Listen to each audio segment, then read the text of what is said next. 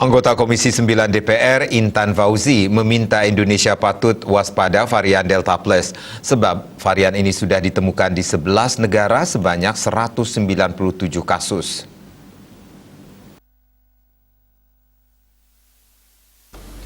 Dikutip dari kantor berita Antara, ia meminta pemerintah melakukan pemantauan serta mitigasi wabah secara dini di seluruh wilayah.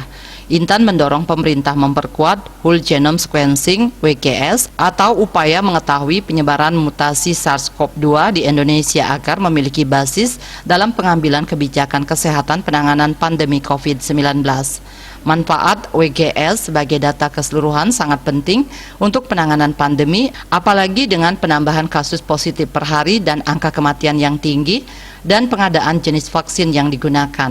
Bahkan disebut-sebut Delta Plus atau B161721 atau AY1 ini sudah terdeteksi di sejumlah wilayah Indonesia. Intan menjelaskan kecepatan uji WGH di Indonesia masih banyak kendala, terutama belum didukung pemerintah dalam hal anggaran penelitian.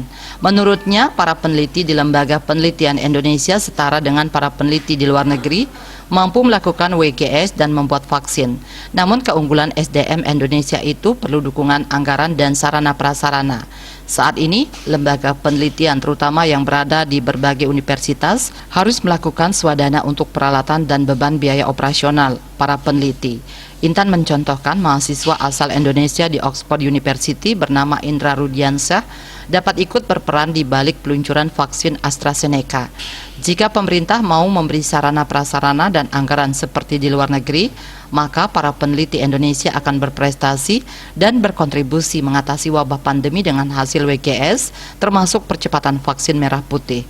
Ia menilai biaya untuk melakukan uji WGH di Indonesia sangat mahal karena tingginya harga mesin dan alat reagen WGS yang masih impor. Produsen dan distributor sangat terbatas sehingga memperlambat penelitian, sehingga perlu ada kebijakan relaksasi pajak dan kemudahan pengadaan peralatan penelitian di masa pandemi. Bali Post melaporkan.